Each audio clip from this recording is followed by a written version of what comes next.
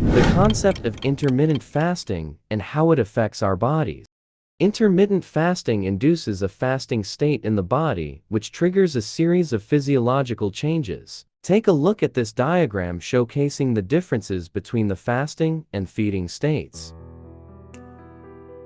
One of the key benefits of intermittent fasting is its impact on cellular repair and autophagy. Here's an image that demonstrates the cellular repair process at work.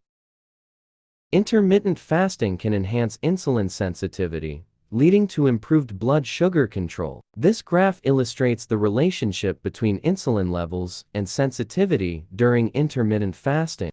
Many individuals turn to intermittent fasting for weight loss. Here are some visual examples showcasing the potential outcomes of intermittent fasting on body weight.